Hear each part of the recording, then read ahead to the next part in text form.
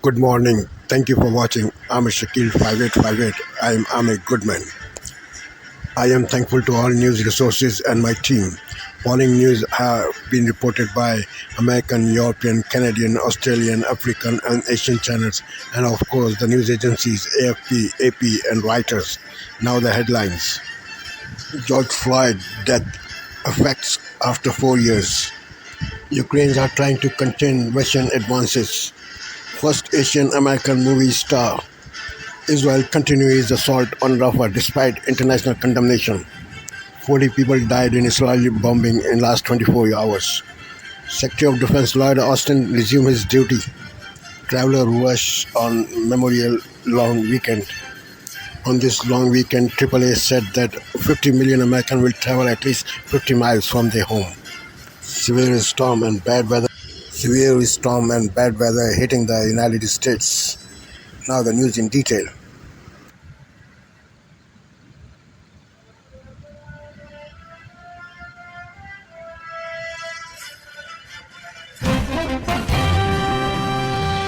Tonight on PBS News Weekend, 4 years later, how the lasting effects of George Floyd's death continue to shape the city of Minneapolis.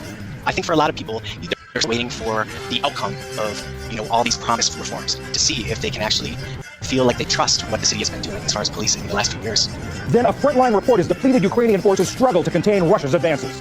And the hidden history of Anna May Wong, considered to be the first Asian American movie star, and her struggles with Hollywood's racism.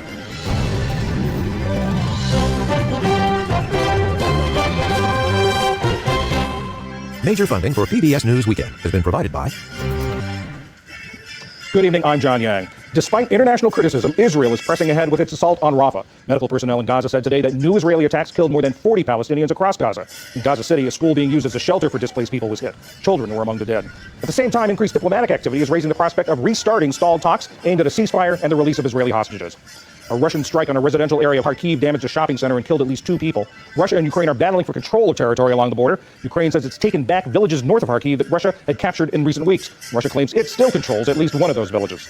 Secretary of Defense Lloyd Austin has resumed his duties after undergoing a non-surgical procedure for a bladder-related issue last night. During the 2.5-hour treatment at Walter Reed Medical Center, he transferred his powers to the Deputy Secretary. On Monday, Austin is expected to take part in Memorial Day ceremonies at Arlington National Cemetery, as scheduled. And the TSA says it screened nearly 3 million passengers at airports on Friday ahead of the Memorial Day weekend. That's the most ever on a single day. The AAA estimates that nearly 44 million Americans will travel at least 50 miles from home between Thursday and Monday, 38 million of them by car. Still to come on PBS News Weekend, exhausted troops fight to fend off Russian forces in eastern Ukraine, and the story of Anna May Wong, one of the first Asian American actresses in Hollywood.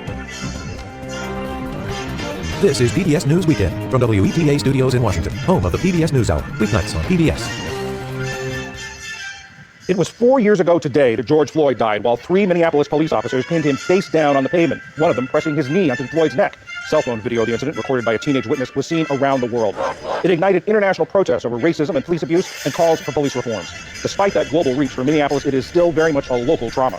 John Collins is a senior reporter at Minneapolis Public Radio. He covers the future of policing. John, 4 years on, how much is this still part of daily life in Minneapolis? How present is it? Radio, thank you very much. Thank you.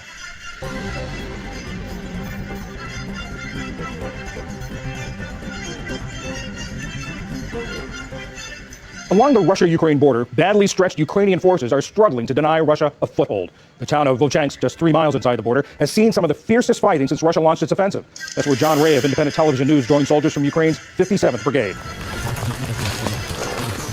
There are more Russian troops further along this border, ready to move. A long summer of fighting lies ahead. That was John Ray of Independent Television News.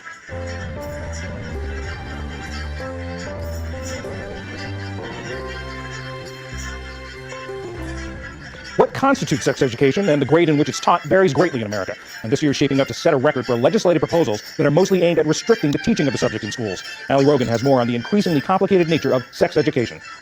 The Centers for Disease Control defines quality sexual education as medically accurate, developmentally appropriate, and culturally relevant content that promotes healthy sexual development. It can happen on after-school programs and on weekends. It doesn't have to happen in school. Sarah Flowers, Vice President of Education at Planned Parenthood Federation of America. Thank you so much for being here. Thank you so much for having me.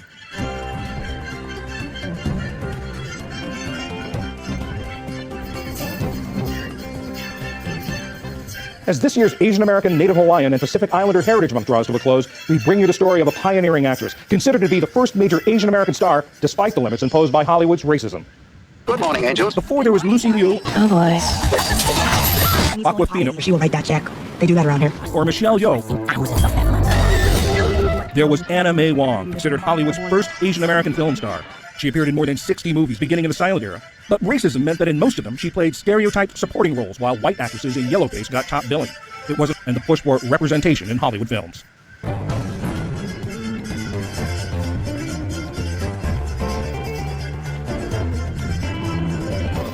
And that is PBS News Weekend for this Saturday. I'm John Yang. For all of my colleagues, thanks for joining us. See you tomorrow.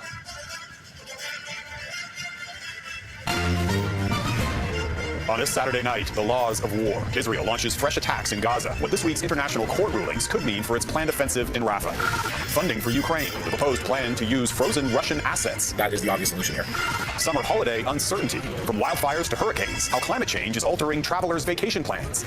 Plus, freezing and fundraising. This record-breaking ice bath for a good cause. Global National with R&Answer. Reporting tonight, Jeff Semple.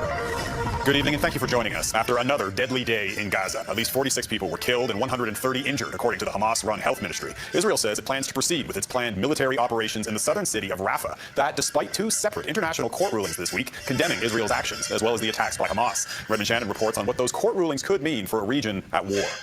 The crowded city of Rafah. Residents want to believe that Friday's International Court of Justice ruling ordering Israel to halt its offensive, saying they only serve to strengthen Hamas. Jeff? Redmond Shannon in London. Thanks, Redmond. And as Redmond mentioned, the International Criminal Court issues arrest warrants for individuals, and that court has now issued warrants against 5 people in the Israel-Hamas conflict. On the Israeli side, it's seeking the arrest of Israeli Prime Minister Benjamin Netanyahu and his defense minister, Yoav Gallant, accused of war crimes, including starvation as a method of warfare and willfully causing suffering and death. The court has also issued warrants for 3 senior Hamas leaders. They are Hamas chief Yahya Sinwar, his top military commander Mohammed Deif, and political leader Ismail Haniyeh. They're accused of extermination as a crime against humanity, murder, and taking hostages, among other serious offenses.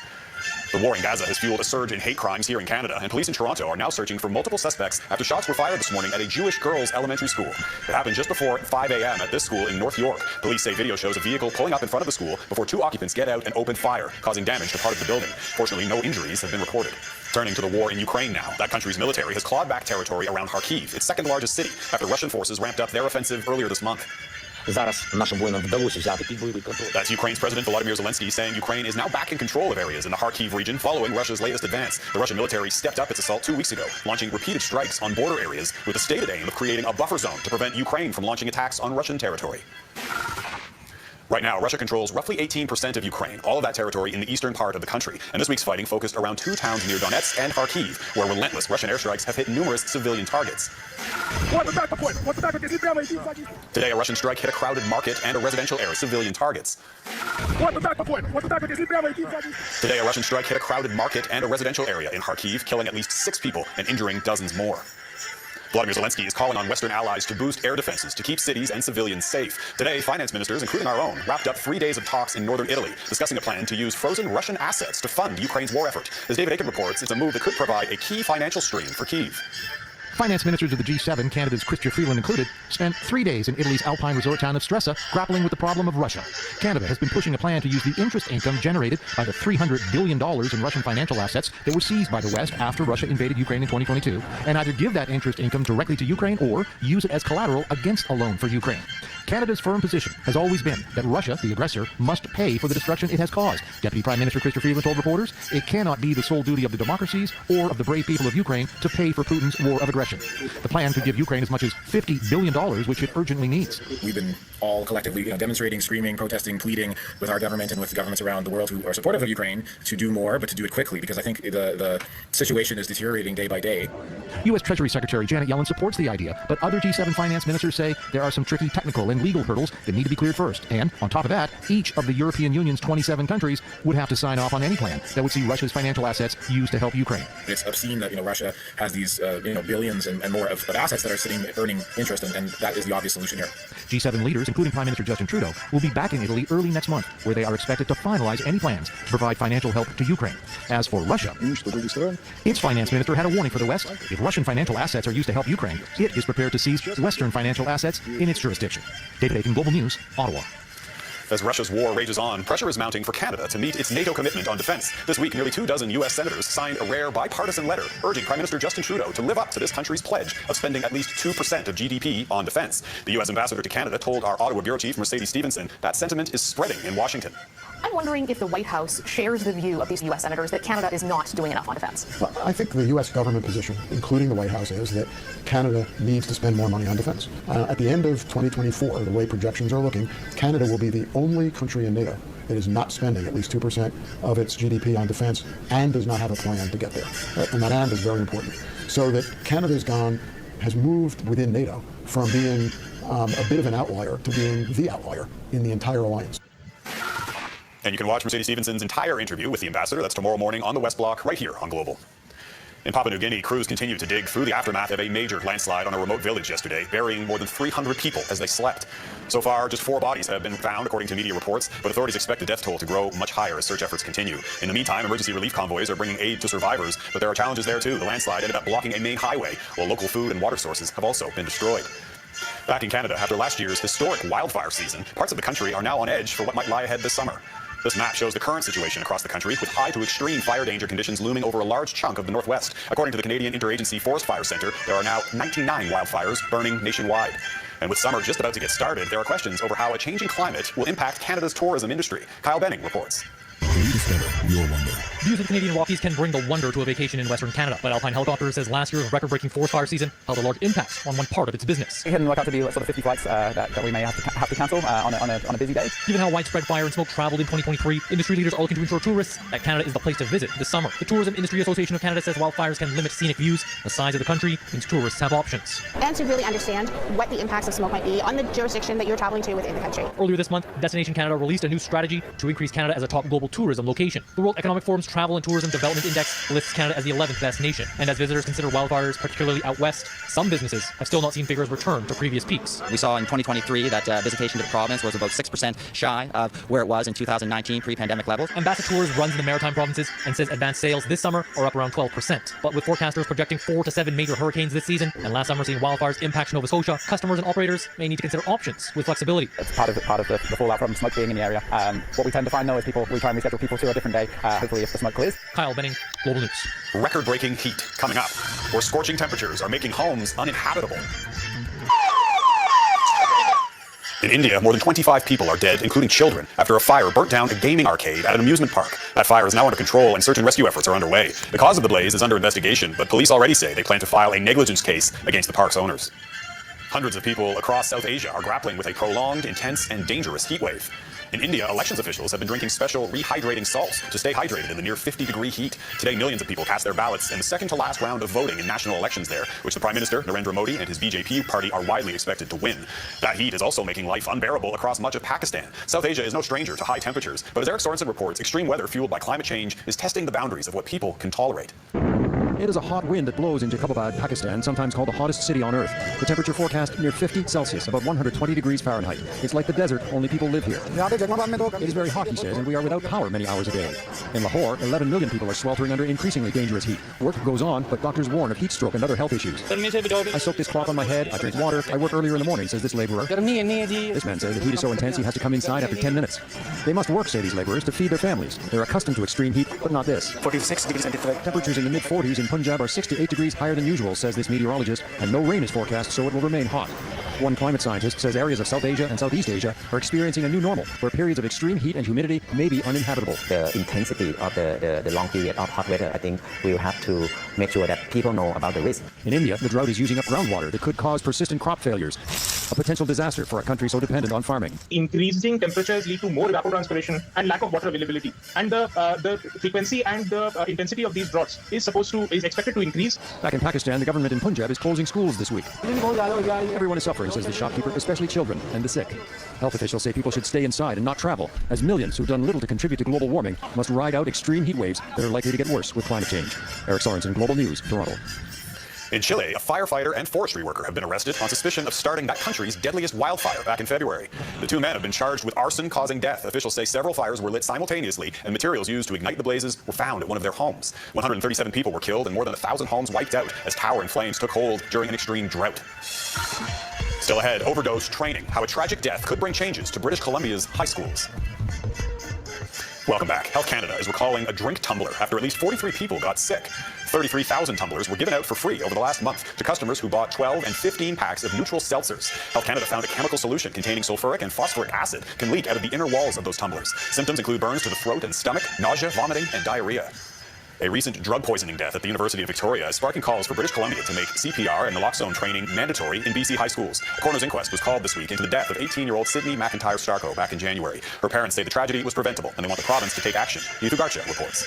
Her story, a chilling reminder of the perilous grip of the toxic drug crisis. 18-year-old Sydney McIntyre Starko died in hospital in January after a cardiac arrest due to fentanyl poisoning in a dorm room, according to her parents. We're heartbroken that anybody else has had to go through the same heartache. John and Jennifer Hedican lost their 26-year-old son Ryan 7 years ago to fentanyl poisoning. They're advocating for accurately labeling the deaths as a result of a poisonous drug supply rather than individual choices. What killed Sydney, what killed Ryan, and the vast majority of those that we've lost is the toxic supply of drugs. Mental health and drug awareness advocate Shadia Dodi, who lost her brother to the drug crisis in 2016, is focused on increasing access to a medicine capable of reversing the effects of overdose. I feel like naloxone should be in every kid's backpack at every party that they go to. McIntyre Starko's death has sparked a reassessment of policies regarding access to naloxone on post-secondary campuses. It's happening right across Canada in all walks of life. McIntyre Starko's family started a website. Using 911 call recordings, they detail the timeline of the death of the first-year science student and explain why they claim overwhelming failures contributed. The student responders had no access to naloxone in the dorm. In a statement, the University of Victoria said the security officers followed the protocols of their first aid training. These efforts didn't save Sydney's life, but they did save the life of another student that night. There are serious questions that need to be answered about this horrific death. The province said it's looking to purchase larger quantities of nasal naloxone, which is easier to administer than injectable naloxone, and it's in discussions about adding CPR training as a mandatory lesson in high school. Even if someone were to take one hand on top of the other hand, find the center of a victim, a person's chest, and just do what we call compression-only CPR, they're going to make a difference. As McIntyre Starko's story resonates, it's renewing calls for action to implement life-saving measures. Neethu Garcha, Global News, Vancouver. Up next, neck deep in ice, this extreme athlete's bone-chilling, record-breaking feat. Welcome back. Polar plunges and ice baths are growing in popularity, but one athlete is taking that chilling experience to new heights. In Calgary this week, he looked to set a new Guinness World Record. All right, here comes the first bag. That's Andre Bellaby, keeping his cool as a team showered him with dozens of bags of ice. The Swiss native submerged up to his neck. And start the clock! That clock was ticking to see how long he could last. Now kids, don't try this at home. Bellaby has trained for more than 2 years, involving countless ice baths, kilometers of snow running, and most importantly, he says, hours of mental preparation. One step at a time, breathing, meditation, relax, accept it. An hour by an hour or 30 minutes by 30 minutes, and we're getting closer to the goal. We're close. We're very close. That goal, to set a new world record for the longest time spent submerged in ice. And he did it, braving the cold for 4 hours and 6 minutes. A new, albeit still unconfirmed, world record, beating the previous time by a cool 4 minutes. Hey, buddy, you just broke the world record. What do you got to say? Oh, no. It's for the good cause. It's for the good cause. His cause? Bellaby used the event to raise money for Autism Canada, a tribute to his 12-year-old daughter who was on the spectrum. And that is Global National for this Saturday night. I'm Jeff Semple. Tonight's Your Canada is Englishman River Falls Provincial Park near Parksville, British Columbia. We love seeing Your Canada, so please keep emailing your photos to viewers@globalnational.com. Thanks for watching. Hope to see you back here again tomorrow. Have a great night. Tonight, several developing stories as we come on the air. Millions now facing the threat of severe weather. The storms could impact record-breaking holiday travel. And the special counsel is seeking a new gag order for former President Trump. First, a dangerous storm threat. More than 20 million Americans in the path following several weeks of damaging weather. Multiple states in the central U.S. at risk for possible tornadoes. And that system will head toward the East Coast for Memorial Day. The timing couldn't be worse, with Americans on the move this holiday weekend. As TSA says, a record number of passengers, nearly 3 million, passed through airport security on Friday. Our weather team tracking it all. Special counsel Jack Smith seeking a new gag order against former President Donald Trump. His urgent appeal to the judge in the documents case to stop Trump from making false statements about law enforcement on social media. Smith saying the former president put the agents in danger by making false and misleading statements about the FBI search at Mar-a-Lago. Mary Alice Park standing by. Also tonight, the emotional homecoming for a Pennsylvania man arrested in Turks and Caicos after ammunition was found in his luggage. He's now back home with family. His sentence suspended instead of what could have been 12 years behind bars. But what happens now to 4 other Americans facing similar charges? A deadly Russian strike on a shopping center in eastern Ukraine. Dozens injured. More than 200 people may have been inside when the building was bombed. The release of audio recordings raising new questions about why a sheriff's deputy shot and killed a U.S. airman in his own apartment. The first call reported people fighting, but his family insists the man was alone. Grammy-winning rapper and singer Nicki Minaj arrested at the airport in Amsterdam, what police are now saying. Opening weekend for the tallest water slide in America, 145 feet high. And America Strong, speaking from the heart just 45 minutes after his father's funeral, a valedictorian's powerful graduation message of hope. From ABC News World Headquarters in New York, this is World News Tonight. Good evening. It's great to have you with us on this Saturday. I'm Whit Johnson. As we come on the air tonight, more than 20 million Americans across the nation's heartland are on alert as severe storms threaten to upend holiday weekend plans. Hail, strong winds, and potentially powerful tornadoes are all possible. More severe weather is expected through the weekend after a very active week. More than 100 tornadoes reported since Sunday, and it comes during one of the busiest travel weekends ever. More than 38 million Americans are expected to drive to their destinations over this Memorial Day holiday. The TSA on Friday screening nearly 3 million passengers, a single-day record. ABC's Jacqueline Lee is standing by from Southern California. But first, let's get right to meteorologist Samara Theodore from Oklahoma City tracking it all. And Samara, this could be a dangerous night in some places. That's correct, Whit. Here in the heartland, they have been dealing with an onslaught of severe weather for the past few weeks, and tonight the threat remains. Now, we are keeping a close eye in the southeast. There's a severe thunderstorm watch in effect for parts of Georgia, but a tornado watch is in effect from southern Kansas down to Texas, and here I am in Oklahoma City until 11 p.m. This is for violent tornadoes, long-track tornadoes possible. Overnight, this threat shifts farther east, with storms driving through the Midwest. Cities like St. Louis, Lexington, and Nashville should be on high alert tomorrow as they head through Sunday for tornadoes and hail. By Monday, this arrives on the East Coast, bringing heavy rain. For those traveling along the I-95 corridor Monday evening, you may encounter flooding. In fact, there is risk for flash flooding. Whit? All right, we'll keep watching those alerts, Samara. Thank you. And millions of Americans are keeping an eye on that forecast as they hit the roads and the skies. And what has already been a record weekend for holiday travel. ABC's Jacqueline Lee is at Burbank Airport. Tonight, this Memorial Day weekend already a blockbuster. I'm here at the zoo right now. TSA says it screened more than 2.95 million people at airports across the country Friday, the busiest day ever in the agency's 22-year history. Very, very busy. Nearly 3 million Americans expected to travel today. I try to be flexible, understanding that there's more pressure on the system, so you have to be a little bit more cognizant of your, options. The month of May smashing records for TSA. 4 of their busiest days ever happening just this month. We'll see several over 3 million passenger days across the entire 430 airports that are in the United States. The agency beefing up staffing thanks to a new compensation plan passed by Congress. Airlines flying larger aircraft this weekend to accommodate crowds, but still battling a nationwide shortage of air traffic controllers.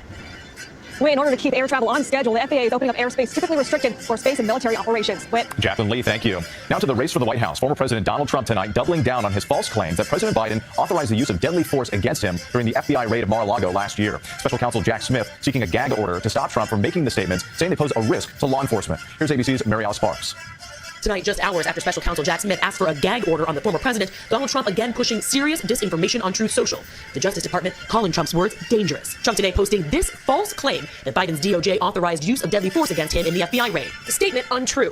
In fact, the FBI's procedures, included in a newly unsealed court filing, say law enforcement cannot engage in using deadly force unless there is a, quote, reasonable belief an officer is in immediate danger, and are standard for all search warrants. Attorney General Merrick Garland underscoring the language was nothing out of the ordinary, and actually about restricting the use of force. The FBI advises it is part of the standard operations plan for searches, and in fact, it was even used in the consensual search of President Biden's home. Smith arguing before the judge this weekend that Trump's false statements pose a threat to law enforcement. Trump tonight expected to make his pitch to voters attending the Libertarian Party's national convention, but he could be in for a rude awakening. Do we reject Donald Trump and everything he stands for? Attendees here who pride themselves on pushing a limited government telling me they don't see Trump as a libertarian, but a Republican rival. There hasn't been a single internal libertarian who's been happy about the Trump speech. Independent candidate Robert F. Kennedy Jr. at the convention yesterday, bashing Trump for COVID lockdowns. Mary Alice Parks joins us from the Libertarian National Convention. So, Mary Alice, what are officials there saying about why Trump was invited? Yeah, it's interesting, because the Libertarian Party will nominate their own candidate for president, but the party chair said she welcomed the debate, the exposure for her party. This is a small group, but they have made a big difference in the past, especially in some key states, and they very much could again, especially in a year when we know so many voters are frustrated with the two major parties. Another interesting dynamic in the campaign. Mary Alice, thank you. Tonight, an American father is back home in Pennsylvania 3 months after officials in Turks and Caicos found ammunition in his checked luggage. Brian Hagerich, his 2 children, there to greet him at the airport overnight when he arrived back in Pittsburgh. His sentence suspended, and now the attention turns to 4 other Americans still facing similar charges and possible jail time. Here's ABC's Zoreen Shah. Tonight, American Brian Hagerich back home in Pennsylvania, coaching his son's T-ball league. Reunited with family after a Turks and Caicos judge granted him a suspended sentence, believing a 12-year sentence for carrying ammo was arbitrary and disproportionate to the crime committed. I feel like the weight of the world has been lifted off my shoulders. Now, the focus shifting to the 4 remaining Americans faced with similar charges. I'm equally as excited for them to get home. We're optimistic. Our cases are all very similar, but they do have some differences, but hopefully a precedent was set today. The other 4 Americans, Sharita Greer, Tyler Wenrick, Ryan Watson, Michael Lee Evans, all are also faced with a mandatory minimum 12-year prison sentence. After several lawmakers met with government officials pleading for leniency, overnight they made another push. We need to work relentlessly to bring the other Americans home. And the next American to face sentencing will be Tyler Wenrick. That will take place at 10 a.m. on Tuesday, with a lot of eyes will be on that sentencing. Yes, they will. Zoreen Shah, thank you. Overseas now in the war in Ukraine. This video here showing the deadly strike on a large shopping complex in the country's second largest city, Kharkiv. Officials say as many as 200 people may have been inside at the time. President Zelensky appealing tonight for more air defense weapons to protect the city. Here's ABC's Patrick Revel. Tonight, a massive inferno swallowing a bustling home improvement supermarket in Kharkiv. Ukraine blaming a Russian strike. At least 6 people killed and nearly 40 injured, local officials say, warning the toll may well rise. Security camera footage capturing the strike. The gardening season has just started, this man says. There were many, many people inside. As many as 200 shoppers, according to President Volodymyr Zelensky, pleading to Western leaders once again for sufficient air defences. The US passed a $61 billion aid package to Ukraine last month. Another separate strike on central Kharkiv today, also injuring 20 people. But relentless strikes are now hitting Kharkiv almost daily as the war intensifies with Russia's major new offensive northeast of the city. The Biden administration is now reportedly debating whether to finally allow Ukraine to use US-supplied weapons to hit targets inside Russia, something that Ukrainian officials are pleading for. Whit? Patrick Reevell for us tonight. Thank you.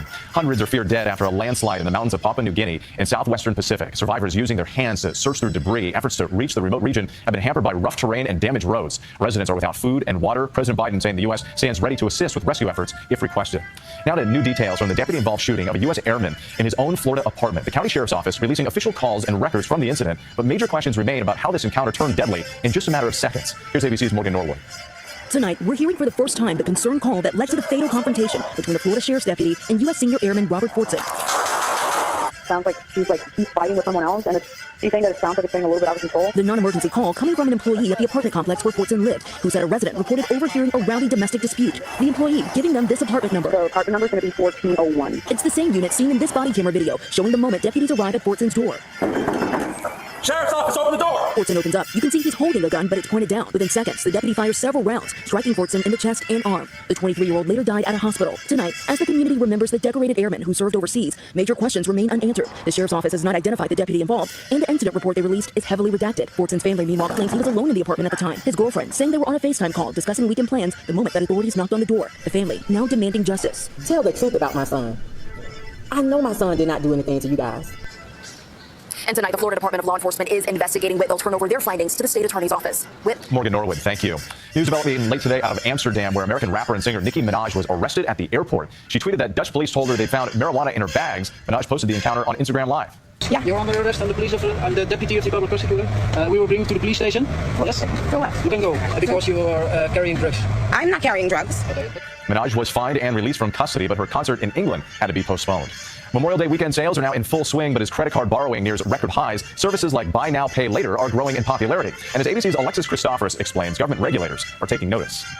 Tonight, it's one of the busiest shopping weekends of the year. Deals so big, no one's even close. Retail sales stalled last month as still high inflation and interest rates curbed spending. Shoppers hunting for bargains this holiday weekend are expected to put most of those purchases on credit cards. Others will turn to Buy Now, Pay Later. It's like you trick yourself, right? It's not a $200 purchase anymore. It's 4 easy payments of $50. 1 in 5 shoppers have now used Buy Now, Pay Later services, often interest-free, regardless of their credit history. But new rules tonight from the Consumer Financial Protection Bureau meant to protect consumers and treat these loans more like credit cards. It's become too big to ignore. Federal regulators cracking down on lenders who will now be required to pause payments while they investigate a disputed charge, give refunds for returns or canceled services, and provide periodic billing statements. But some say the rules don't go far enough, since these companies are not required to report your payment history to credit bureaus. Experts say that could encourage overspending and be a hidden source of risk to lenders at a time when credit card borrowing is near a record high of over $1.1 trillion, and late payments are on the rise. The new Buy Now, Pay Later rules take effect in August. Still, experts say consumers need to remain cautious. Depending on the lender and length of the loan, any late or missed payments could carry fees and interest charges of more than 30%. Whit? Alexis Christophorus, our thanks to you tonight. Still ahead, the tragic story, a young PGA golfer who died a day after withdrawing from a tournament, and a sign of progress in Baltimore as cruise ships return to the harbor.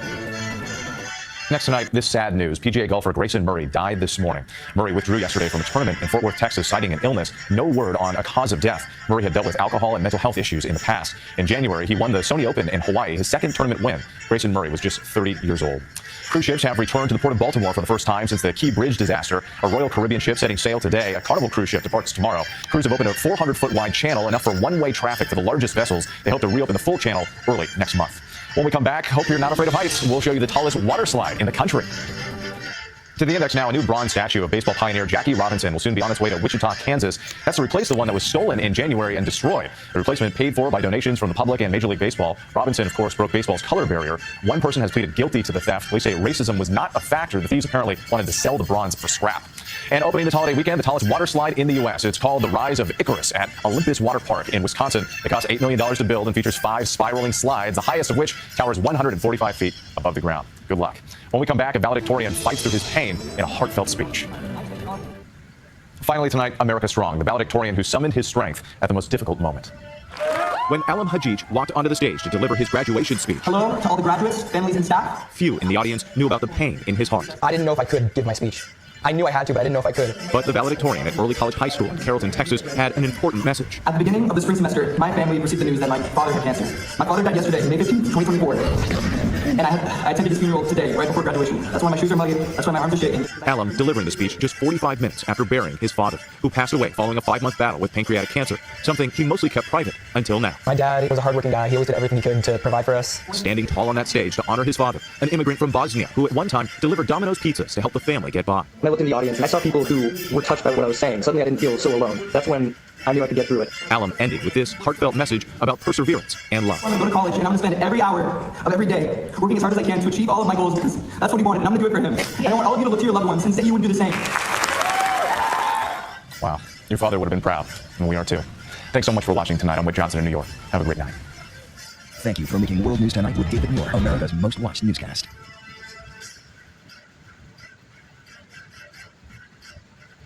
This is NBC Nightly News with Jose Diaz-Balart. Good evening. Memorial Day weekend is getting off to an historic start. The TSA says it screened nearly 3 million people yesterday. That's a record. And on the roads, AAA says 38 million people are set to drive during this 3-day weekend. But the real curveball? For half the country, it's the weather. 22 million people are under threat of strong tornadoes, damaging winds, and large hail across the heart of the country. But that number will double tomorrow. And as we come on the air, more than 4 million people are under tornado alerts from Texas to Kansas. They could bring 80-mile-per-hour winds, even DVD-sized hail. Our Priscilla Thompson starts us off in Oklahoma City, which could be in for a rough night. The Great American Getaway is in full swing tonight and shattering records. I think it's pretty packed for 5 a.m. TSA reporting its highest number of passengers ever screened in a single day Friday, almost 3 million across the U.S. And it's not just the skies that are jam-packed. Traffic's been really bad. It's backed up, and it's taking us a long time to get there. According to AAA, more than 38 million are expected behind the wheel this holiday weekend. It's been really bad, honestly. This fiery crash inside a Boston tunnel sent drivers running out on foot, backing up traffic Friday just as some vacationers were leaving town. And the hottest destination for the 44 million traveling? Beaches. It's so nice to feel the sun on your skin. But it could be dangerously hot in places like Texas, where 7 million are under heat alerts, with temps expected to soar into the triple digits. And the outlook is not sunny everywhere. It's not a question of if we're going to see tornadoes, it's a question of when we're going to see tornadoes. 22 million from Texas to Illinois are in the bullseye for giant hail, high winds, and potentially deadly tornadoes. Whoa, man. Residents in Oklahoma still recovering from 26 reported tornadoes this month, including 9 in the last week alone, now bracing for more. It seems like we've had definitely some late nights, staying up, watching the radar for hours at a time, but yeah, we're ready for it. Do you feel like tonight will be another one of those nights? I think so. A nationwide pattern of unrelenting spring storms, now proving to be a dark cloud as millions take to the roads and skies to kick off the unofficial start of summer. Priscilla joins me now from Oklahoma City. Priscilla, that region bracing for what could be a tough night. Yeah, Jose, we're already seeing significant storms in northwest Oklahoma with that system headed right this way. Already a tornado watch has been issued for this area, including Oklahoma City, as tonight residents remain on high alert. Jose? Priscilla Thompson in Oklahoma City, thank you. Let's get the latest forecast from NBC News meteorologist Angie Lastman. Angie, what's the rest of the weekend looking like? Jose, unfortunately, the severe weather threat doesn't let up through Monday. We've already got some of these thunderstorms firing up and leaving us with more intense storms targeting the central plains through the rest of the evening hours tonight. We've got all of the hazards on the table, especially concerned about those dangerous nocturnal tornadoes after dark. We know what kind of killers those are. Destructive hail up to 5 inches, and on top of that, the damaging wind gusts over 80 miles per hour. By tomorrow, it's the Ohio Valley and the Midwest that will watch for all of those same threats, specifically Nashville to Cincinnati and including St. Louis, with once again those really strong winds over 75 miles per hour. By Monday, Memorial Day, it's the East Coast that the risk arrives for. We'll see all of those strongest storms targeting the Mid-Atlantic as we get through the rest of the holiday weekend, Jose. Angie Lastman, thank you so much. And now to Pittsburgh and an emotional homecoming for an American tourist who was jailed in Turks and Caicos. Tonight, that release is raising hopes for other Americans who are still detained there. Mari Zapato has details. Ryan Hagerich is finally free to claim the hugs he's been waiting for. I feel like the weight of the world has been lifted off my shoulders. The Pennsylvania father of 2 reuniting with his family overnight after facing but avoiding 12 years in a Turks and Caicos jail. You think you're on this beautiful island, but there's nothing beautiful about it when you don't have your family. Hagerich spent 3 months unable to leave Turks and Caicos, which has a strict law surrounding firearms and ammunition, where getting caught with unauthorized possession carries a minimum 12-year sentence. Hagerich, on vacation in February with his family, said he accidentally left bullets in his luggage from a hunting trip.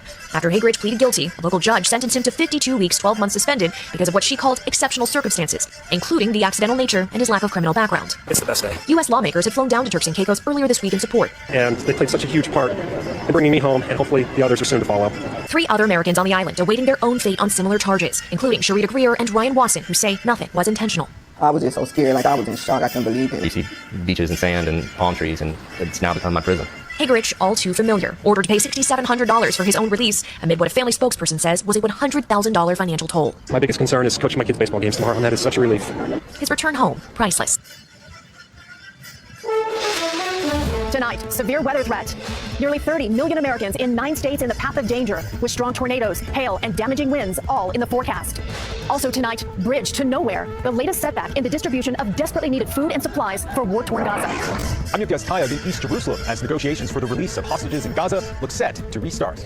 War of words. Special counsel Jack Smith has asked a judge for a gag order against Donald Trump. Why he says the former president could pose a danger to law enforcement. Motion denied. What a judge's new ruling means for Alec Baldwin and his manslaughter indictment. From the ashes, the 5-year journey for this centuries-old piece of Notre Dame, now back where it belongs. And later, Riding the Waves, the program that is helping veterans navigate life's sometimes choppy waters. Yeah! You're doing it. This is the CBS Weekend News from New York. There you are. Memorial Day weekend marks the beginning of summer road trip season, and there's no shortage of things to see once you post the obligatory driving selfie with your partner and spend the next 3 hours fighting in traffic. I told you we should have taken the tunnel, Marine! If your romance does outlast your road rage, you should be warned that a lot of America's tourist attractions sound completely made up, which brings us to this week's game, Trip or Tripping. I'm going to read the panel the name of the landmark. They're going to tell me if it's something you really could see on a road trip or something you'd imagine if you were tripping on acid. The winner gets 2 tickets to see the world's biggest lawn chair. The loser gets 2 tickets to see the world's biggest lawn chair. Here we go. Now I have a question. Yes. Are these the monuments Antifa and Black Lives Matter haven't torn down? Yeah, basically, we don't have a wide berth here. There used to be statues in this game. A lot of left. Yeah, that's the name of the game. It's called What's Left. Link, first question is for Ryan, so you wait your turn, young man. All right. Trip or Tripping, the world's largest cowboy boot. Would you see that in Amarillo, Texas, or would you imagine it because you dropped acid in Odessa, Texas? Well, I'm going to say absolutely it exists, but I'm still going to drop acid when I go to see it. Oh, I love this, but you are incorrect. It is fake. It is fake. I would have thought that was real. Now, if you go to Amarillo, you can get a big Texan, which is a giant steak, and it's free if you finish it. It's My brother tried, couldn't do it. Oh, wuss. Okay, I love it. All right, here we go. Question 2 for you, Michelle. Okay. The world's largest pistachio in Alamogordo, New Mexico. I'm going to say tripping. You're going to say tripping? Yeah. You say it's not true, but it is true. Tim again, the owner of the Pistachio Ranch. Okay, but it's not a real pistachio. Said he wanted to honor the memory of his father, Tom again, who originally founded the pistachio and grape producing farm. The pistachio, built in 2007, is 30 feet high. Wow, that's impressive. The only thing higher is the audience, right? Yeah, this is harder than the SAT. Like you took the SAT. Right, stick with me. Catch up on his SAT. Question 3, Link. The world's largest frying pan. Okay. In Rose Hill, North Carolina. Well, we have frying pan shoals, so I'm going to say real. You're going to say real, and you were on the board. Lauren, first timer in the lead. Wow. 15 feet in diameter. The world's largest frying pan weighs 2 tons, holds 200 gallons of oil. It can fry 365 chickens at a time. Wow. Wow. They're describing Chris Christie. Oh, bang! He takes a lot of heat on the show. Whoa. Here we go. Question number 4 for Ryan. Try to tie this up. The world's largest office chair in Anniston, Alabama. I would expect to find the world's largest Cracker Barrel rocking chair in Anniston. I love Alabama, but what do you think? Absolutely fake. You think it's fake? Alabama? That office chair? Oh, stop it! What? That's funny, but it is real. In 1981, Miller's Office Supply wanted to call attention to itself, so owner Leonard Sonny Miller built the world's largest chair in the vacant lot next to his building. The result still stands today. A chair 33 feet tall with a 15-foot square seat built out of 10 tons of steel anchored in 15 tons of cement. Or as they call it in Alabama, a small seat. Lizzo, we bought a chair for you. Oh, Link is bringing the heat. I love it. Here we go. Michelle Tafoya trying to tie this up. The world's oldest operating and longest bowling alley lane in Preston, Idaho. You know, this is so specific now. Yes, they are. Okay, Yes, so now they are. I'm going to say it's true. You're going to say it's true, and you are incorrect. No. It is fake. Michelle Tafoya. Because you said operating and all those details. I I sure thought did. you'd make I that sure up. did. Oh, my God. This is every family vacation he's ever been on. Okay, Yeah, come on, okay. man. Preston, Idaho, fun fact, is where they filmed Napoleon Dynamite. Oh, wow. True story. Like, coach would have put me in, we would have won state champs. Okay, here we go. Tripping. The world's largest belt buckle in Abilene, Kansas. World's largest belt buckle. I'm going to say tripping, fake. You can say real. fake. It is real. Oh, bang. It's 20 by 14 feet. Look at that. Features Dwight D. Eisenhower, Wild Bill Hickok, Abilene and Smoky Valley Railroad. Historic. Says too much words. Yeah, The point is, it's a big buckle. Here we go, Ryan. Tripping, the world's largest mattress in Butte, Montana. Butte, Montana. Now, they got a lot of lot lizards out there at the truck stops. Maybe they corral them all into, what do you think here? Tripping. You say tripping, it is fake? And you finally got one right. Here we go, Michelle, try to tie it up. Can you imagine? College is proud. Boom. Michelle, here we go. Imagine what would go on the world's largest mattress. There's no way in hell they can have that. Okay. I can show you in my search history, but stick with me. The world's largest Swedish meatball in Duluth, Minnesota, Tafoya. World's largest Swedish meatball. Since I live in Minnesota, I'm going to say you're tripping. I'm tripping. And you are correct. You're tied up. Link, Lauren, put it away. You could win right here. Okay. This matters. No pressure. Stonehenge in Centerville, Virginia. Stonehenge. Is it a foam version of Stonehenge? I'm going to say fake. Tripping. You are wrong. Oh! There it is. What's that? Full-scale styrofoam replica of Stonehenge. It opened in 2004. The stones are composed completely of styrofoam and painted gray, weighing approximately 420 pounds apiece. There is no winner. The yellow jacket goes to the judges panel. Hey, Sean Hannity here. Hey, click here to subscribe to Fox News YouTube page and catch our hottest interviews and most compelling analysis. You will not get it anywhere else. Find out what's making the news today. Join me every weekend for Daybreak on Fox 24.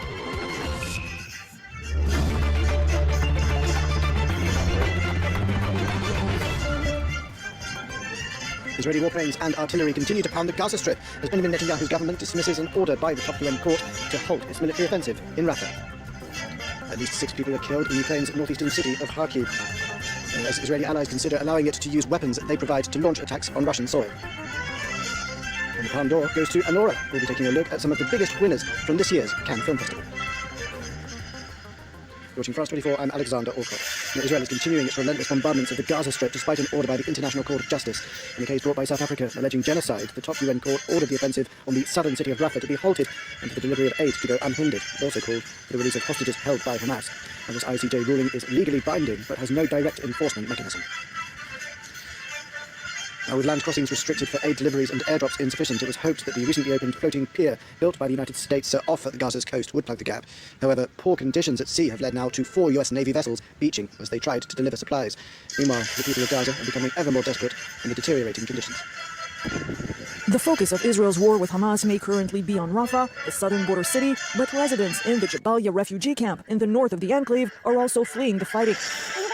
Here we are, hungry and thirsty, with no shelter to settle in. Neither we, nor our children, nor the elderly. I'm sick with high blood pressure, diabetes, and my heart. I've not found my medicine and there's nothing to eat. The little food and water that is available is often polluted, with 75% of the population displaced and most buildings destroyed. Sanitary conditions are deplorable. Food is contaminated, water is contaminated, and so is the environment. Nothing is clean here, even the food is not clean, because we use nylon and plastic from the trash to light fire since firewood has got so expensive. This has led to people getting ill repeatedly, but again, hospitals are overwhelmed and there is very little medication. The latest statistics showed approximately 700,000 cases of infectious diseases among the displaced. Of course, it's prompted by the bad conditions of displacement, as well as malnutrition. Then there are markets like this one in Deir al-Balah, which gives the impression that there is plenty of food in the enclave. But the items sold in these rare areas are far too expensive, unaffordable to many residents who depend on humanitarian aid.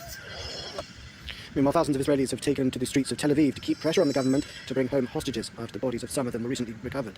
Protesters observed a minute of silence at Hostages Square in their honor. Another protest calling for the resignation of Prime Minister Benjamin Netanyahu and an early election was also held nearby. And now to another world conflict in Ukraine, where at least 6 people were killed in the northeastern city of Kharkiv.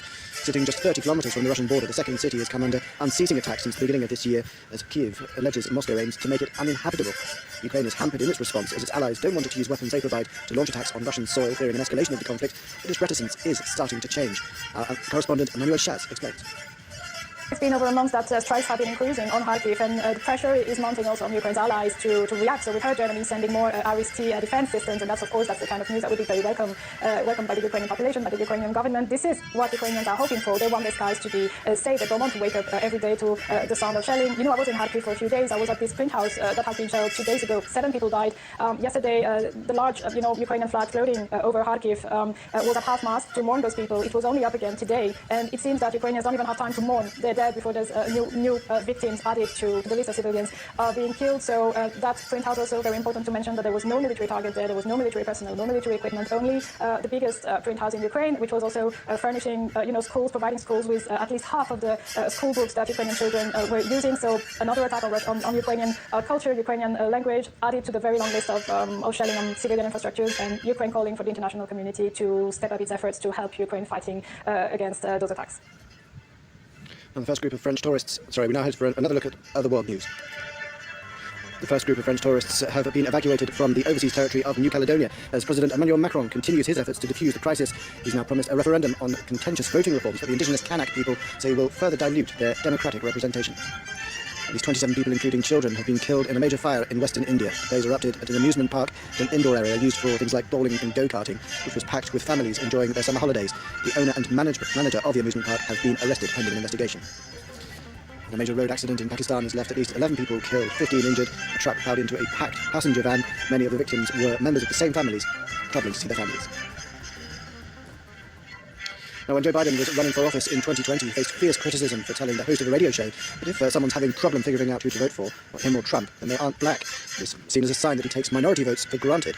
And our New York correspondent Jessica Lomozoye was at a Donald Trump rally this weekend in the southern Bronx, an area so blue most Republicans don't bother to campaign there. Black, Latino, but mainly white, supporters cheered on Trump's anti-immigrant rhetoric at his rally in the South Bronx. Trump won less than 10% of the vote here 8 years ago, 16% in 2020. They cannot say we will immediately begin the largest criminal deportation operation in our country's history. Trump's message seems to have struck a chord with this crowd. All countries need a border, even if you're a communist country. No borders, no countries, simple as that. You gotta get in line like everybody else. You can't skip the line. How many are coming in for economic reasons? They're not coming in for true asylum. I think it's wonderful that President Trump came to the Bronx. Long awaited. We love him. Trump is gonna be the wall of protection. He's on a bill of war. Make the Bronx great again. Charles's family fled the Holocaust seeking refuge in the United States. If your parents are trying to flee the war persecution coming out now, under a Trump presidency, will be blocked? That's a good question. That's a fair question. But America can't fix the whole world. Okay? America is not the whole world. Okay? The whole other countries have to fix it. You guys in France took in a lot of immigrants. Are you happy? But not everyone feels comfortable here. I was actually asked right now if I was a Muslim. And I'm not, it's not, no offense, but it's not my religion. But they said, okay, because if you would have asked if you were, I would have got you out of here. So it just kind of doesn't fit well with my belief. This convicted Capitol rioter continues to believe the election was stolen. The silent majority. The silent majority's out there, and that's what we all hear, the forgotten men and women. Whilst polls show Trump is making some inroads with black and Hispanic voters, it's highly unlikely the Bronx or New York State will turn red. But it's clear that it's not only white Americans, but also some minorities who are now disillusioned with the Democrats, and in swing states, their votes will be crucial. South African political parties are holding their final rallies before Wednesday's general election. Voters will be picking their members of parliament, who will then choose the president no more than 2 weeks afterwards. It's expected to be the toughest election yet for the ANC, which has dominated South Africa's politics since the end of apartheid 30 years ago. President Cyril Ramaphosa and his team dance hand in hand, a symbol for South Africa's dream of unity, 30 years on from the Rainbow Nation's first democratic elections. The rally concludes the African National Congress Party's 2024 election campaign. The only political party in the whole of South Africa that can bring so many people together in one place. The ANC have had a parliamentary majority ever since winning the 1994 election with Nelson Mandela, but polls suggest they could lose it this year for the very first time. High unemployment, persistent economic inequalities, corruption allegations and frequent power cuts have meant even some of its most loyal supporters are losing faith. We want to see more job opportunities and basically general change in every domain. Since 1994, we've been waiting for the ANC. It's been a long time. We've been voting and voting, but we see very little progress from the people's perspective. Only a few seem to benefit. The ruling party is going head-to-head with established opposition parties, including the economically liberal Democratic Alliance and the Marxist-inspired economic freedom fighters led by Julius Malema, who also held a final rally on Saturday. It's also being challenged by upstarts like the MK party led by former President Jacob Zuma. He's been barred from running for parliament himself, though, after a court ruled that his 15-month prison sentence for contempt of court disqualified him from the race. None of the parties obtaining a clear majority would complicate how the president is elected and bring about unprecedented political change in South Africa. The tragic comedy Honora has won the top prize at this year's Cannes Film Festival. It's the latest instalment in a series of films by US director Sean Baker that focus on the lives of sex workers. As the competition wraps for another year, Yinka Oyatade looks through some of the big winners. The Palme d'Or goes to Honora by Sean Baker. It's the first time an American filmmaker has won the Palme d'Or in over a decade. Director Sean Baker scooping up the Cannes Film Festival's top prize with his latest offering, Honora. He says he's been waiting for this moment for 30 years. This is honestly not just a dream come true, but it's the dream come true. The tragic comedy Honora follows a whirlwind romance between a stripper and the son of a Russian oligarch. The movie was one of several female-dominated films that won big at the competition's 77th edition. Can I help you? You look beautiful, awesome. Oh, thank you. All We Imagine is Light, a film about two women sharing an apartment and the challenges they face in a male-dominated society, secured the Grand Prix, Cannes' second highest award. It was the first Indian filming competition in 3 decades. The Best Actress award went to all 3 of the leading stars of Emilia Perez, the Mexico-set musical about a cartel boss who disappears in order to re-emerge as a woman. Jesse Plemons took home the Best Actor prize for his role in the dark comedy Kinds of Kindness. The glitz and glamour of the Quasette wraps up for another year. The festival struggled to keep out the harsh realities of the world, with many highly charged feminist and political movies taking centre stage. That's where we end this edition. Do stay tuned for more world news on France 24.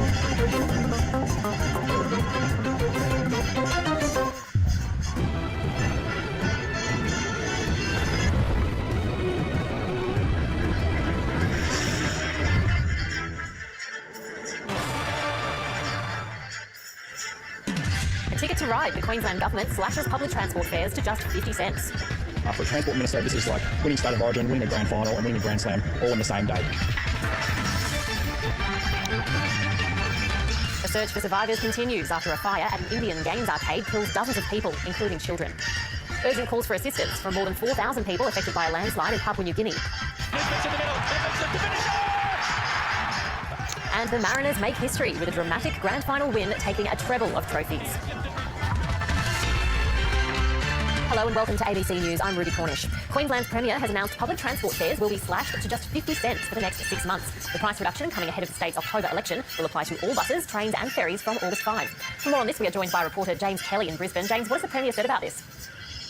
Well, hello, Ruby. The cost of travel is about to get way cheaper in Queensland. The Premier, Stephen Miles, says he's wanted to do something significant for Queenslanders who are struggling under the cost of living. And this is it. So from August, it will cost just 50 cents each way on Translink services in Queensland. That's whether you catch a train, that's the ferry, or buses. It's even the Gold Coast light rail. 50 cents. It's a significant saving for people. So for an example, if you're taking the train from Robina on the Gold Coast to inner Brisbane, if October, this could go some way to doing that. Ruby. James Kelly in Brisbane, thank you. A magnitude 6.3 earthquake has struck the South Pacific island nation of Vanuatu just after 9 o'clock this morning local time. Its epicentre was 83 kilometres northwest of the capital, Port Vila, at a depth of 29 kilometres. At this stage, there are no tsunami warnings or immediate reports of damage. Vanuatu sits on the Pacific Ring of Fire, which is the arc of seismic faults around the Pacific Ocean where much of the world's earthquake and volcanic activity occurs. We will bring you more on this developing story throughout the day. At least 24 people have died in a fire at an amusement park in India. Authorities fear more may be trapped under the wreckage, including children. Police have detained the owner of the park as they investigate the incident. South Asia correspondent Meghna Bali reports. Reports started coming in a few hours ago of a fire that broke out about 5 p.m. on Saturday in the western state of Gujarat. And what we know is that what's being described as a massive fire broke out at an amusement park. And there are reports that at least 20 people have died, including children, Australian dollars for those killed, and around $1,000 for those injured. Meghna Bali there. Humanitarian organisations say urgent supplies of food, water and shelter are needed after a huge landslide in Papua New Guinea's highlands. It's estimated more than 4,000 people have been directly impacted by the disaster, which struck a remote village in the Enga province on Friday. There are concerns that more people will be impacted, as the village had already been hosting people displaced from recent tribal violence in the area. The scale of the disaster is actually quite significant. The authorities were very quick to conduct an initial assessment on Friday. They believe it's wide, so they expect that the casualties will rise. 2 repatriation flights from New Caledonia are expected to touch down in Australia today after 2 more landed in Brisbane last night. 7 people have died in violent unrest from the Pacific Island Territory, sparked by proposed voting reforms. 372 Australians have now been evacuated from New Caledonia. It's good to be home, but it's been a bit of a wait. Like, for several days we've been packing and waiting to come home, so quite tired, every day. It felt like we didn't know what was going to happen, but we lived it out that day, so that's been pretty hard over the last few days. Perth's western suburbs have been rocked by a double murder-suicide. A 59-year-old woman and her 18-year-old daughter were shot dead. Police say the 63-year-old gunman went to the Floreat property on Friday afternoon looking for his ex-partner, who was friends with the woman who lived there. He then shot that woman and her daughter before turning the gun on himself. Local MP Kate Chaney says her electorate is exhausted by and furious about gendered violence. This is a real reminder that violence against women happens in every community, and we don't know the full circumstances yet, but I have plenty of women coming in and telling me their stories about experiencing violence. It's often hidden in more affluent communities, but it is definitely there. If this story has raised any issues for you, you can get help by calling the National Sexual Assault and Family Violence Counselling Helpline on 1-800-RESPECT. That's 1-800-737-732. A meeting of G7 finance ministers in Italy is moving closer towards an agreement to use interest accrued on frozen Russian assets to aid Ukraine's war effort. The finance ministers are considering a $75 billion loan to Kyiv, but Russia has warned it will retaliate if Western countries use its assets to assist Ukraine. Italy says progress is being made on a final agreement. British Prime Minister Rishi Sunak has announced he'll introduce mandatory national service for 18-year-olds if he's re-elected. It's the PM's first major announcement as campaigning for the UK general election begins. Day 3 of the election campaign, and the Labour leader is hoping for a path to victory. Going door to door in the West Midlands this morning, Sir Keir Starmer said he wanted 16 and 17-year-olds to be able to vote and asked people to trust Labour to manage the economy. The stability now is change. It's strange to say that in 2024. A stable economy has to be the first step of an incoming Labour government, and that is what we will make an absolute priority if we're privileged enough to come in to serve. Visiting a supermarket in London, the woman who's pitching to be in charge of the public finances, Rachel Reeves, promised she would never play fast and loose with taxpayers' money. All parties received a warning from the Independent Institute for Fiscal Studies today to be open with voters about the economic challenges ahead. No chance to ask the Prime Minister for his thoughts, though. He had a chat with some veterans in the north of England. Is your campaign on track? Was later spotted leaving Conservative headquarters tight-lipped. The junior minister taking questions instead. Inflation was sort of 11%, 11.1%. Now it's down to almost target, 2.3%. That doesn't happen by accident. It's not all the government working in partnership with the Bank of England. But what that means is that now we are now back onto a situation where things can start to improve and get better. The Liberal Democrat leader Sir Ed Davey made the most of the sunshine in Chichester today to set out his economic approach. We, the ones talking about the windfall tax on the oil and gas companies, have already made clear that the tax cuts to the big banks the Conservatives have given since 2015, they need to be reversed. And we'll show that we are being responsible. No guarantees for any party that the rest of the campaign will be plain sailing. American rapper Nicki Minaj has been arrested at Amsterdam airport for allegedly carrying cannabis. The 41-year-old was due to perform at a concert in the English city of Manchester, but was reportedly stopped by an employee who told her police wanted to search her luggage. Dutch military police confirmed a 41-year-old American woman had been held in custody for the possession of what they call soft drugs, which aren't permitted to be taken out of the country. Snowtown accomplice Mark Ray Hayden has now finished his 25-year jail sentence and is living in the community. Frances Nelson KC, the chair of the parole board, is overseeing his life outside jail. She sat down with reporter James Wakelin to discuss his case, the ongoing impact on families, and what the future holds for his fellow accused. Was it a line bull decision to release him on parole or not? No, it wasn't. We'd been monitoring his case for years, and we probably could have released him earlier. We formed the view that he was a very low risk of reoffending. In his case, it took longer because of the association with Bunting and Wagner. James' case, I don't think he'll go out looking for trouble. Breast implant removal surgery was once considered a rare procedure, but new data shows more women are opting to have implants removed or explanted over concerns the devices could be making them sick. Dermal therapist Christina Tamber's job is to help people look and feel good. But when she underwent cosmetic breast surgery more than a decade ago, it had the opposite effect. Weight gain, hormonal changes, anxiety, suicidal thoughts, which really bizarre. And to report any adverse effects to the Therapeutic Goods Administration. Danielle Maher, ABC News, Gold Coast. West Australian sheep producers and those industries dependent on exporting live sheep by sea are considering their future following Federal Agriculture Minister Murray Watt's deadline to enter trade by 2028. Many expect to lose income from the shutdown, but some are already preparing their business to adapt to the coming change. We're a mixed farm. We have 60% sheep. Rachel Plowman lives on her family farm near Kojonup, 300 kilometres southeast of Perth. They are one of the many producers impacted by the federal government's 2028 ban on live sheep exports by sea. But I think that this industry has by and large lost community support, and that's a result not just of one incident, of a number of incidents over the last 5, 10, 20 years. Jeff Maiotti has been trucking livestock around the Great Southern for 35 years. He read the writing on the wall when Labor came to power. We started diversifying. We've actually cancelled brand new plates that we had ordered. Things were changing and you can see it happening.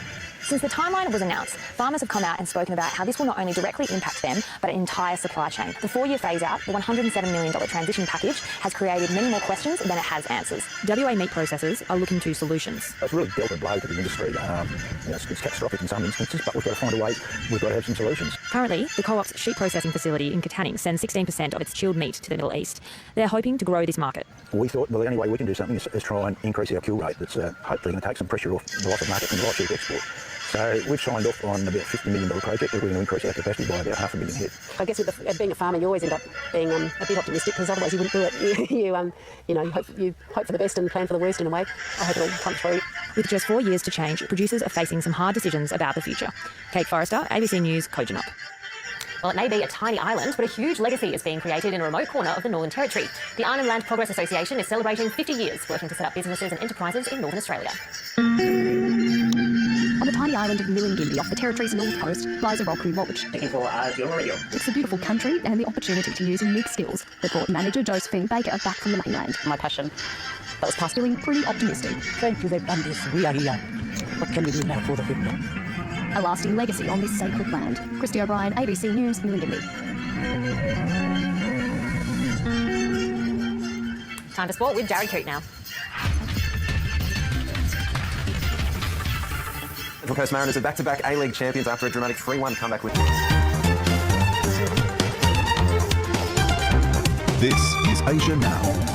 9 a.m. in Singapore, Hong Kong, 6:30 New Delhi, and 8 o'clock in Jakarta. I'm Nilakya Silvaraji. Headlines this hour. At least 27 dead in Gujarat state in India after a massive fire broke out in an amusement park. More than 300 people were in the 2-story structure, and the blaze broke out, with rescue efforts continuing. India wraps up its sixth and penultimate phase of its national elections. The Prime Minister Narendra Modi is seeking a rare third term. Regional security high on the agenda as China, Japan, and South Korea prepare to hold a rare summit later today. At least 27 people have died in a massive fire that swept through an amusement park in India's western state of Gujarat, and many of the victims are said to be children. The fire broke out at the TRP gaming zone in the city of Rajkot on Saturday evening. Officials say the 2-story structure was packed with more than 300 people as it was a summer holiday weekend. They say the blaze spread rapidly and the temporary structure collapsed at the entrance, making it difficult for people to escape. According to a police official, some of the bodies have been charred beyond recognition, and the rescuers are using earth movers and cranes to remove the debris. लगभग 4:30 बजे के आसपास control room में phone आया था कि एक game zone है टीआरपी के लिए करके वहाँ पे आग लगी है। तुरंत फायर ब्रिगेड की गाड़ियाँ वहाँ पहुँची, तुरंत वहाँ पे एम्बुलेंसेस पहुँची और आग को बुझाया गया। The rescue operations are on. The fire is under control. We are trying to retrieve as many bodies as possible. Prime Minister Narendra Modi posted on social media platform X that he was extremely distressed by the fire mishap.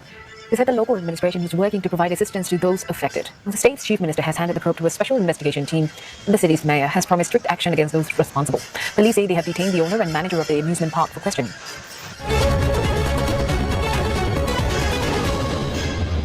Voting in India's capital, New Delhi, has wrapped up. This is 6th of 7 phases of India's mammoth elections. Prime Minister Narendra Modi is seeking a rare third term, and the opposition India Alliance is hoping to thwart his campaign. Voter turnout in the national capital remained at close to 55% as polls took place amid excruciating heat. Ishan Garg was at the ground at one of the polling booths in New Delhi. Delhi is a crucial battleground state. It's home to people from all walks of life, from all over the country, meaning the mandate here could represent the mood of the nation. And like in much of the country this year, many came out to vote despite the searing heat. Temperature in some parts of the city exceeded 44 degrees. Experts say the ongoing heat wave has led to lower voter turnout numbers in these elections as compared to the 2014 and 2019 general elections. Those who came out to vote say they didn't want to miss an opportunity to exercise their democratic right. For some Delhi residents, local issues such as healthcare and education are not as important. They believe the bigger issues such as the country's economic performance and foreign policy, which they say has improved under the ruling Bharatiya Janata Party, are more crucial. When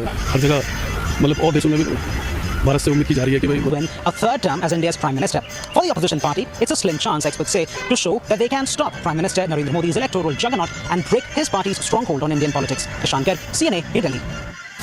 And leaders from South Korea, Japan and China are set to meet in Seoul starting today for their first trilateral summit since 2019. South Korea currently serves as chair of the three-way summit framework. Well, it's President Yoon Suk-yeol, Japanese Prime Minister Fumio Kishida and Chinese Premier Li Qiang who are likely to discuss issues including regional security during the two-day talks. Our senior correspondent Lim Yun-suk has more from Seoul. A trilateral summit first took place in 2008 in Japan. The three countries agreed to take turns to host a meeting aimed at boosting trust and cooperation every year. And they did for 5 years until bilateral disputes put a halt to the meetings. They were then held sporadically in 2015, 2018, and last in China in 2019, before the COVID-19 pandemic led to border closures. Tensions among the three countries remain, and many analysts point out that China is wary of the growing security cooperation among South Korea, Japan, and the United States. 한미일의 그 안보 동맹 이런 것까지 얘기 나오는 와중에 중국이 그거 한일 중 한중일의 그 회담을 적극적으로 Office, the trilateral summit could ease concerns at home that South Korea is also maintaining close ties with its largest economic partner, China. Lim Yun-suk, CNA, Seoul. Ceasefire negotiations may take place next week, even as the Israel-Hamas war rages on. According to a Reuters report, an Israeli official said that the decision had been taken to resume the talks next week after the chief of Israel's intelligence agency met the head of CIA and the Prime Minister of Qatar. A Hamas official, though, later denied to local Israeli media reports that the talks will resume in Cairo, telling Reuters that there is no date. After months, or rather more than 7 months of war in Gaza, mediators have struggled to secure a breakthrough, and Israel wants Hamas to release the hostages. Hamas wants the war to end with the release of Palestinian prisoners in Israel. Israel has pressed on with its offensive in Gaza even after a top UN court ordered an immediate halt to the military offensive in its city. It has given no indication that it would consider changing course, and fighting has been raging in the enclave with reports of shelling in Rafah, Gaza City, and at the Jabalia refugee camp. The UN has also ordered that the Rafah border crossing be reopened for 8 deliveries and demanded Hamas to release the hostages. Ahead on Asia, now British Prime Minister Rishi Sunak vows to reintroduce mandatory national service if re-elected. Plus, no country has allies like ours, investing in deterrence. So anyone who thinks they can threaten us thinks again. US President Joe Biden reaffirms his commitment to supporting allies around the world, including Ukraine and Israel.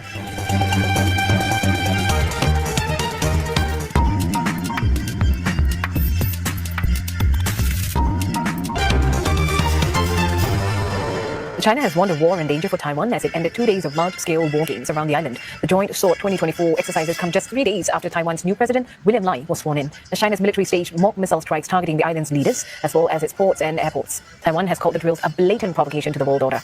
The drills have heightened tensions further in the Taiwan Strait, one of the world's most dangerous flashpoints. Taiwan's defense ministry said more than 100 Chinese aircraft and dozens of naval vessels took part in the drills surrounding the island. Chinese military analysts say the People's Liberation Army vessels had inched closer than before to the Taiwan's shores. Beijing said the exercises were punishment for Mr. Lai's inauguration speech this week. China denounced his remarks as a confession of independence and warned that the new president was pushing the island into a quote, and coordinating with allies regarding their shared concerns. At least 5 members of a minority Christian community in eastern Pakistan have been rescued after a Muslim crowd attacked their settlement. They've been taken to hospital for treatment. At least one house and a small shoe factory was set on fire by protesters who gathered after neighbors alleged that the Muslim holy book had been desecrated by a minority community member. Videos on social media showed protesters looting items from burning properties, and others were seen throwing the items into a fire in a street. The crowd also hurled stones and bricks at the police before they were pushed back by authorities. Blasphemy is a sensitive subject in conservative Muslim-majority Pakistan. However, while it is punishable by death in the country, no one has been executed by the state for it. US President Joe Biden underlined the country's support to allies around the world at a graduation ceremony for Army cadets at West Point in New York. Across vastly different regions and very different challenges, our women and men in uniform are hard at work, strengthening our alliances, because no country has allies like ours, investing in deterrence. So anyone who thinks they can threaten us thinks again.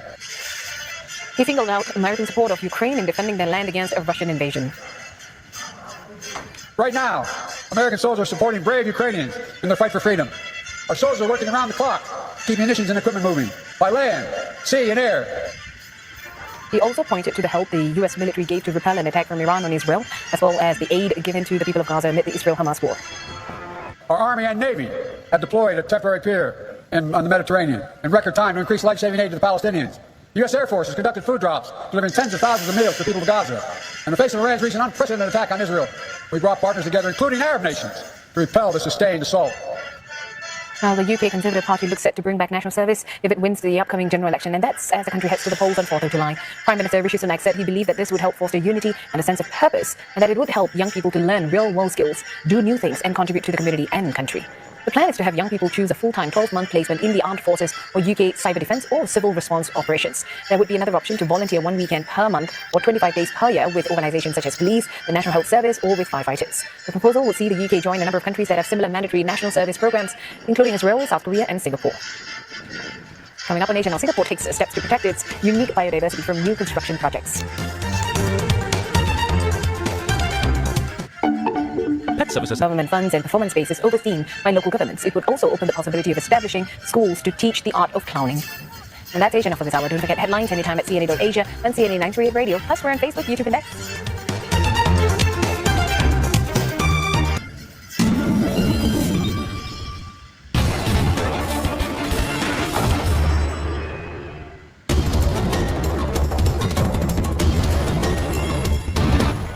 South Africa's ruling party African National Congress supporters arrived by their thousands at the FNB Stadium in Johannesburg on Saturday for a final pre-election rally.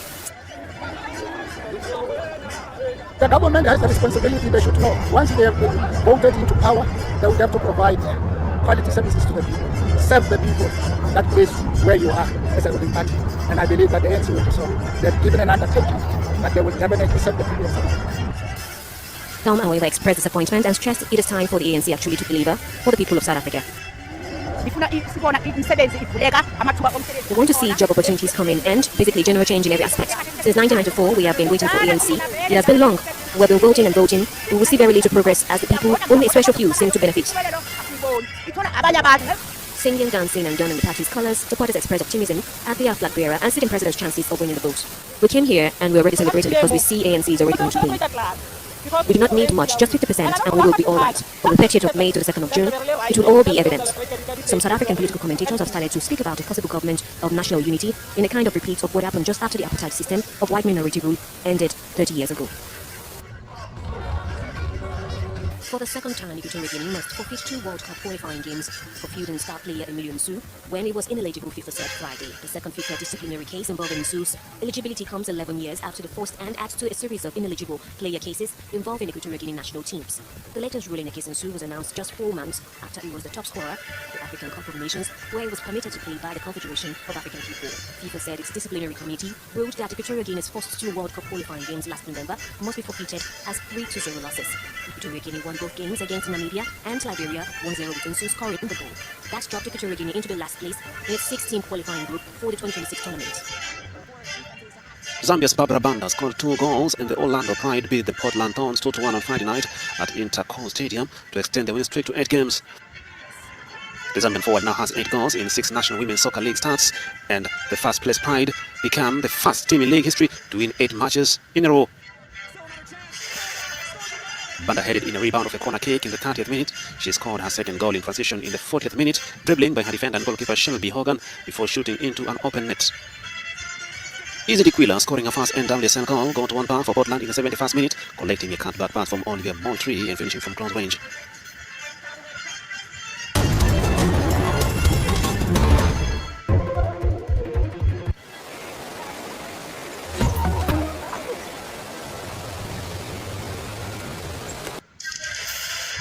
Thank you for watching and privilege of your time.